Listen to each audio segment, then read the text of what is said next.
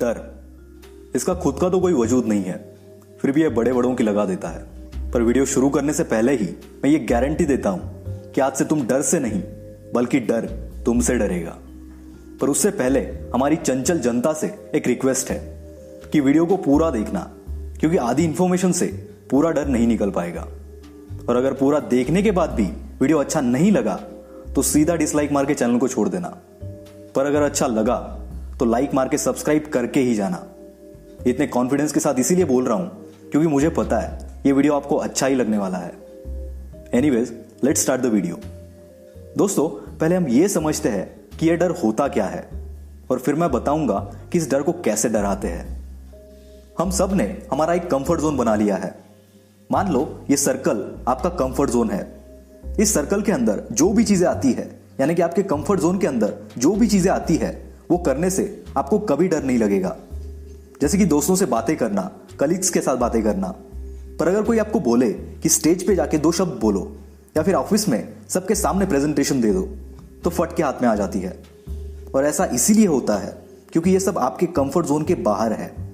Stage पे बात करने के लिए आप कंफर्टेबल नहीं हो, तो इस डर को हटाने के लिए क्या करना होगा? सीधी सी बात है, अपने कंफर्ट जोन को बड़ा करो, डर अपने आप निकल जाएगा।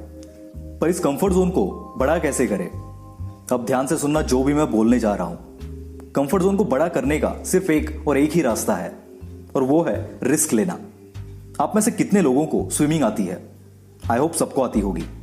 तो अब जरा अपने पास्ट में जाओ और सोचो कि स्विमिंग सीखने से पहले आपको पानी से डर लगता था कि नहीं। ऐसा कोई बंदा नहीं होगा जिसे पानी से डर नहीं लगा होगा। मुझे तो पर्सनली बहुत डर लगता था। पर जब हम एक्चुअल में पानी में उतरते हैं तो थोड़ी देर बाद यह डर 100% से सीधा 70-80% पे आ जाता है। और जैसे जैसे आप स्विमिंग सीखते जाते हो यह डर पूरा निकल जाता है। यानी कि जैसे जैसे आप पानी में कंफर्टेबल फील करने लगते हो, आपका कंफर्ट जोन ऑटोमेटिक बड़ा होता जाता है और इसके साथ डर भी भाग जाता है। दोस्तों, डर का काम ही है हमें डराना और हमारा उसे डराना। इसीलिए रिस्क लो। जिस भी चीज से डर लगता है जानबूझकर उस चीज को करो। शुरुआत में डर लगेगा, पर जैसे जैसे आप उसमें कंफर्टेबल हो जाओगे आपका डर हमेशा के लिए निकल जाएगा। अब थोड़ा अलग एंगल से इस डर को देखते हैं। बहुत ध्यान से सुनना इस बात को। डर नाम की कोई चीज होती ही नहीं है। अब आप बोलोगे, भाई ये क्या बोल रहे हो? अभी तो डर को हटाने की बात कर रहे थे और अभी बोल रहे हो कि डर होता ही नहीं है। जी हां, मैं बिल्कुल सही कह रहा हूं। डर एक इमेजिनेशन है और ये इमेजिनेशन हमारे पास्ट एक्सपीरियंस पर डिपेंड होता है, जो कि हमारे सबकॉन्शियस माइंड में स्टोर होते हैं। तभी कोई हॉरर मूवी देखने के बाद उस रात हमें डर लगता है, पर उसके जस्ट एक दिन पहले रात में हमें कोई डर नहीं लगता, क्योंकि उस टाइम पर हमारे सबकॉन्शियस माइंड में ऐसा कुछ था ही नहीं जिससे कि हमें डर लगे। पर दूसरे दिन जब हमने वो मूवी देखी तब हमारे सबकॉन्शियस माइंड में वो भूत बैठ गया था और उससे हमें डर लगने लगा। आप मेरी इस बात को अपने पास्ट एक्सपीरियंस के साथ रिलेट कर सकते हो।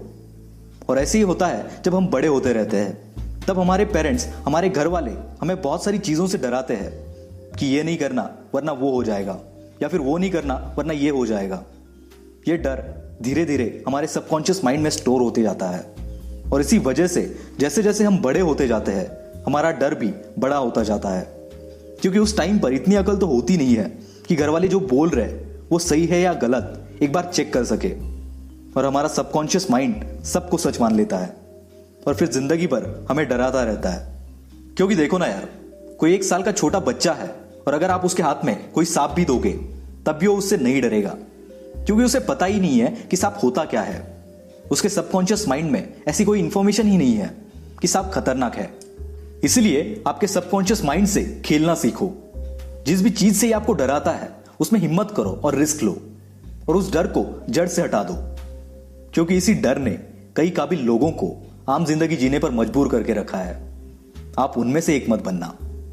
वीडियो अच्छा लगा तो ही लाइक करना, शेयर करना, और आपने आपके किस डर पर जीत हासिल की है कमेंट में जरूर बताना। हमसे जुड़ने के लिए चैनल को सब्सक्राइब जरूर करना। This is will power star signing off for the day.